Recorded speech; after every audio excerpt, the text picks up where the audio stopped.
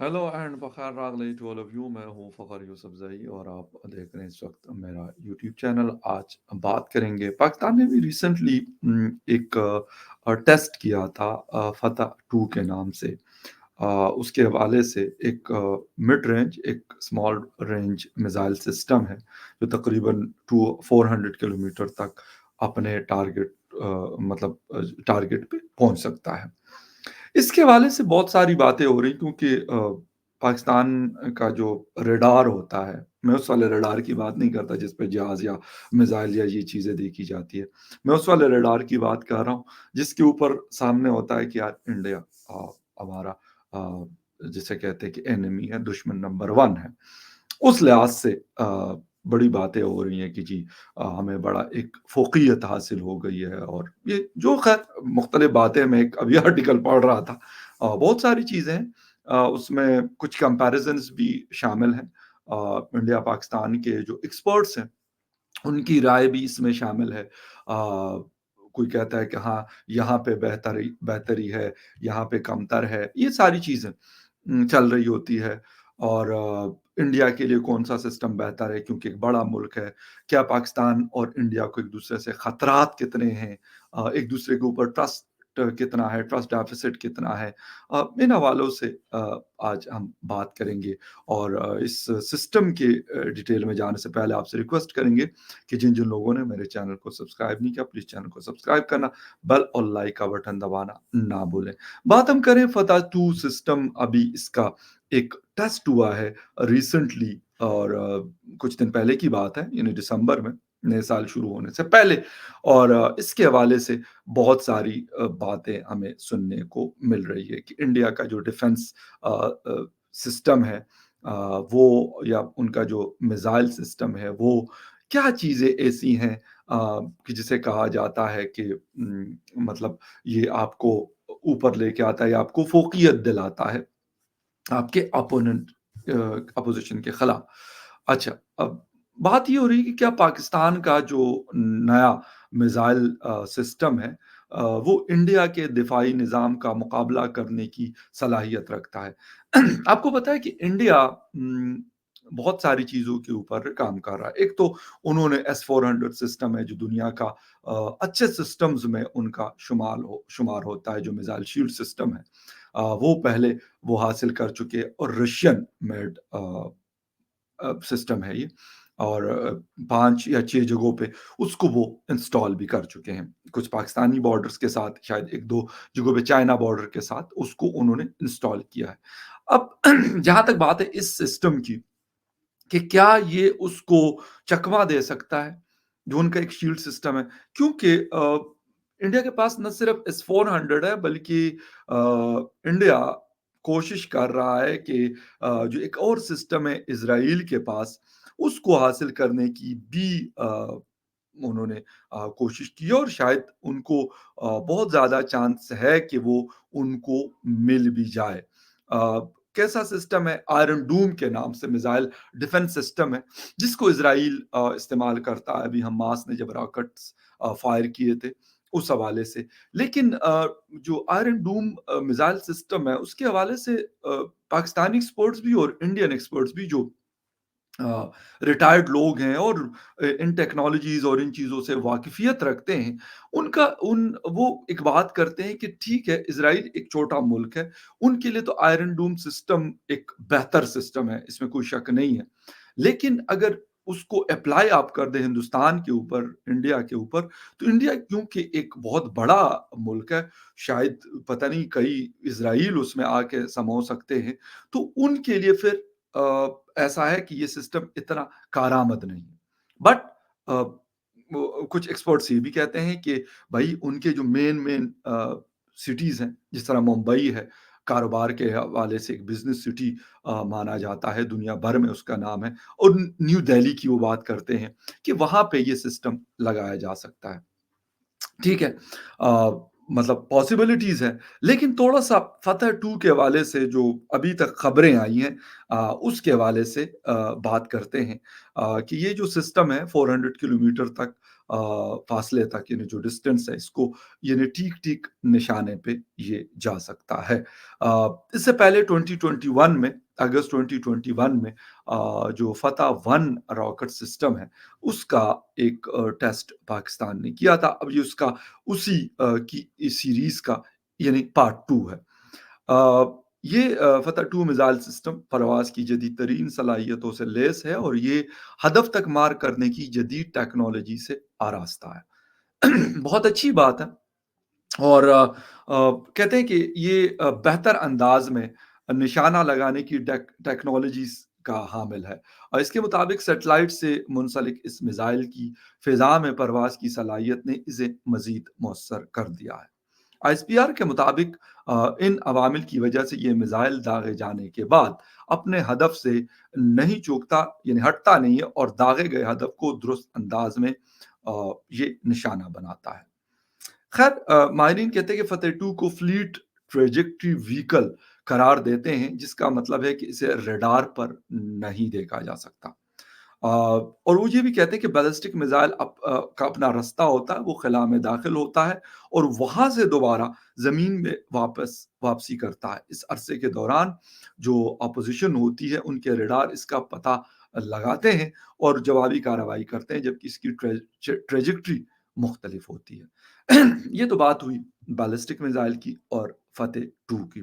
फ़तेह 2 जो सिस्टम कहा जाता है कि जो कुछ एक्सपर्ट्स ये भी कहते हैं कि फ़तेह 2 के कामयाब तजुर्बे के बाद इसे इंडिया के जारी दफ़ा मिसाइली प्रोग्राम के मुकाबले में एक मौसर हथियार करार दिया जा रहा है। यानी इसका कंपैरिज़न इस तरह किया जाता है कि इंडिया ने जो मिसाइल शील्ड सिस्टम है, जिस तरह एस-400 है, आयरन डूम है या कुछ और भी उनके अपने सिस्टम इस तरह के जो हैं, जो खुद उन्होंने बनाए। एस-400 रशियन मेड है, आयरन डूम इज़राइल मेड है, लेकिन कुछ ऐसे सिस्टम भी है जो वो लोकल उन्होंने उसको प्रोड्यूस किया है और वो भी बहुत इफेक्टिव है। तो कहते हैं कि ये उसको चकमा दे सकता है। अच्छा, एक बात मैं करता हूँ, वेपन्स के हवाले से बहुत ज़्यादा बात होती है। सिपरी की हर साल रिपोर्ट्स भी आती है पाकिस्तान के हवाले से। चीन, हिंदुस्तान, सऊदी अरेबिया, बाकी जो कंट्रीज़ होती है, यूएस, सब के हवाले से एक रिपोर्ट हर साल पब्लिश होती है। लेकिन इसके अलावा एक चीज़ और भी है, और वो ये है कि ठीक है, मैं बाकी दुनिया की बात नहीं करता, मैं पाकिस्तान के हवाले से बात करता हूँ। बहुत बड़े-बड़े सिस्टम्स पाकिस्तान के अंदर हम जब सुनते हैं, तो पाकिस्तान ने बनाए हैं, लोकल मेड हैं, चाइना के साथ मिलकर, बाकी दुनिया के कंट्रीज़ के साथ मिलकर वो सिस्टम बना है। बट मैं एक सवाल मेरे माइंड में आता है कि यार, इतने मुश्किल चीज़ें हम बना लेते हैं, फ़तह 2 हो, मुख्तलिफ बहुत सारे कोई काफ़ी सारी टाइप्स के मिसाइल्स हैं। कहते हैं कि कोई शायद 27-2800 किलोमीटर रेंज तक के मिसाइल्स हैं पाकिस्तान के पास। ये सारा कुछ बनता है, लेकिन मुसीबत ये है कि जब हम बाकी सेक्टर्स के ऊपर इन चीज़ों को अप्लाई करते हैं, तो फिर वहाँ पे बहुत सारी चीज़ें हमें ऐसा लगता है कि जैसे नामुमकिन है। अ, मुख्तलिफ टेक्नोलॉजीज़ की जब हम बात करते हैं, दुनिया भर उसका इस्तेमाल करते हैं। हमारा एक प्रोजेक्ट है जी, ML1, हमने ट्रैक को प्रॉपर तरीके से अपग्रेड और अ, डबल करना है, पेशावर टू कराची। कोई 10-12 सालों से हम सुनते आ रहे हैं, लेकिन अभी तक उसके अंदर 1 इंच का इज़ाफ़ा नहीं हुआ। यहाँ तक कि फ़ोग की वजह से इस वक़्त भी पाकिस्तान का जो रेलवे का निज़ाम है, ट्रेन सिस्टम है, वो बुरी तरह मुतासिर हुआ है। ट्रेन्स जो है वो घंटों, वैसे भी ट्रैक की वजह से भी लेट होती थी, अब बची-कुची कसर जो है ना, फ़ोग ने पूरी कर दी। फ्लाइट ऑपरेशंस मुतासिर होते हैं, हालाँकि कहते हैं कि लाहौर में वो सिस्टम लगा हुआ है जो स्मॉग और फ़ॉग में भी पायलट्स को रनवे दिखाता है। बात मतलब हैरानगी मुझे इस बात के ऊपर होती है, फिर हमारे मुख्तलिफ बड़े-बड़े इदारे जो किसी ज़माने में दुनिया में उनका नाम हुआ करता था, पीआईए, अ, हमारा स्टील मिल और इसके अलावा बहुत सारे, इवन हमारा जो इलेक्ट्रिसिटी का निज़ाम है, वो सारे एक बड़े मतलब बेहतर अंदाज़ में परफ़ॉर्म कर रहे थे। अब क्या ऐसा हुआ है कि इस वक़्त सबसे बड़ा जो लॉस आ रहा है वो हमारा नेशनल हाईवे अथॉरिटी का अभी एक आर्टिकल मैंने गुज़िश्ता दिन पढ़ा है और उसमें ये मेंशन किया गया है कि वो सबसे बड़ा लॉस है। क्योंकि हमारे कुछ इदारे हैं एनएलसी, एफडब्ल्यूओ और इस तरह के उनको बगैर प्रॉपर कंपटीशन के टेंडर्स जो है अवार्ड किए जाते हैं और उनका जो अर्निंग्स है, अर्निंग्स का सिस्टम स्पेशली टूल प्लाज़ास वगैरह पे आपको पता है टोल टैक्स होता है रोड्स पे, तो उससे वो इदारा जो है वो पैसे जनरेट करता है और उसको मज़ीद प्रोजेक्ट्स कंप्लीट करता है। तो वो कहता है कि यार हमारे पास वो पैसे अब आ ही नहीं रहे तो हम क्या करें? हम लॉस पे ही जा रहे हैं। हम सिर्फ़ गवर्नमेंट जो हमें अवार्ड करती है, हर साल फंड करती है, उसी के ऊपर हमारी सारी डिपेंडेंसी जा रही है। अब जब इस तरह की चीज़ों को हम देखते हैं, तो अफ़सोस और दुःख होता है कि यार एक तरफ तो हम इन मिसाइल सिस्टम्स का वो कहते हैं कि कामयाब यकीनन मैं ये नहीं कहता कि नहीं होगा, बिल्कुल होगा इसका बहुत सारे एक्सपर्ट्स ने पाकिस्तानी और हिंदुस्तानी दोनों ने इनके ऊपर अपना-अपना पॉइंट ऑफ व्यू दिया है। लेकिन मैं कहता हूँ कि यार हम ये अगर कर सकते हैं, तो ये क्यों नहीं कर सकते? अगर हमारी ये वाली प्रायोरिटीज़ हैं, तो दूसरी वाली प्रायोरिटीज़ हमारी क्यों नहीं है? कि हमारी साथ में हमारी इकोनॉमी, हमारा इंफ्रास्ट्रक्चर, हमारा ह्यूमन इंडेक्स ये चीज़ें भी अच्छी हों। डिफेंस को सर करें, बहुत अच्छी बात है अगर आपको लगता है कि आपको ये चीज़ चाहिए, तो बिल्कुल आप को कौन मना कर सकता है कि आप कहें कि नहीं जी हमें चाहिए और आपको कहा जाए कि नहीं हम आपको नहीं देंगे। ये तो कोई अभी माई का लाल नहीं पैदा हुआ कि वो इस बात से वो इनकार कर दे। तो बिल्कुल करें, जो भी 3 भी बनाएँ, 4 भी बनाएँ और इससे लेटेस्ट तो उससे ज़्यादा इफ़ेक्टिव भी हो, बनाएँ। अच्छा फिर अ, हम ये कहते हैं कि अच्छा जी इंडिया का शील्ड सिस्टम जो है वो इस पे इतना मतलब इसके अगेंस्ट जो है इतना अच्छा परफ़ॉर्म नहीं करेगा। सर बात ये है कि क्या ये जो सिस्टम है, आप इसका इस्तेमाल कर सकते हैं? किसी के खिलाफ भी। अ, अफ़गानिस्तान से हमारा पड्डा चल रहा है, हिंदुस्तान से हमारा पड्डा चल रहा होता है। तो क्या आप ये कर सकते हैं? ऐसी कोई चीज़ पॉसिबल है? मतलब फ्यूचर या नियर फ्यूचर में कि ऐसी कोई चीज़ हो और आप कहें कि नहीं जी हमने तो इसका सालों से तकरीबन 2 से 3 साल हो गए एलओसी के ऊपर भी तकरीबन तकरीबन शांति है। कोई मतलब क्रॉस बॉर्डर फायरिंग जो होती थी, वो आजकल नहीं हो रही, बल्कि आजकल क्या सालों से नहीं हो रही। कोई बहुत ही माइनर किस्म के इंसिडेंट्स की मैं बात नहीं कर रहा, लेकिन कोई बड़ा इंसिडेंट नहीं हुआ और दोनों तरफ से नहीं हुआ। और मैं ये कहूँगा कि दोनों तरफ इस बात को एप्रिशिएट भी करते हैं। अच्छा, आप मैं फिर वही बात पे आऊँगा कि बेशक आप कहते हैं कि यार ये हम इंडियन मिसाइल सिस्टम को चकमा देने के लिए बना रहे हैं, सर बनाएँ आप। लेकिन इन चीज़ों के साथ जो और चीज़ें हमारी ज़रूरत की है, वो भी तो हो। पैसों के लिए हम मतलब अफ़सोस कि आईएमएफ ने अभी फिर जो हमें नए साल के ऊपर जो फंड करना था $3 बिलियन डॉलर्स का अ, उसके हवाले से वो लोग कह रहे हैं कि हम पॉलिटिकल पार्टी से पूछेंगे, अगर फ्री एंड फेयर इलेक्शन होगा, तो हम फिर इसको अप्रूव कर देंगे, अगर नहीं होगा, हमें लगता हुआ, तो नहीं करेंगे क्योंकि पाकिस्तान तहरीक-ए-इंसाफ के साथ उनकी बात हुई, तो वो कह रहे हैं कि भई हमें पॉलिटिकल एक्टिविटीज़ करने ही नहीं दी जा रही। तो अगर ये नहीं करने दी जा रही है, ठीक है, यहाँ पे सबको पता है कि यहाँ पे कोई शायद कुछ भी नहीं कह सकता। लेकिन अमेरिका हो, आईएमएफ हो, वर्ल्ड बैंक हो, यूरोपीय यूनियन हो या कोई और हो, वो तो भई खातिर में नहीं लाते इन चीज़ों को। आप उनको तो डंडे के ज़ोर पे नहीं रोक सकते कि आप कहेंगे नहीं, नहीं हम आप हमारी ये बात मानेंगे। ये चीज़ें मैं कह रहा हूँ कि डिफेंस आप करें, बहुत अच्छी बात है।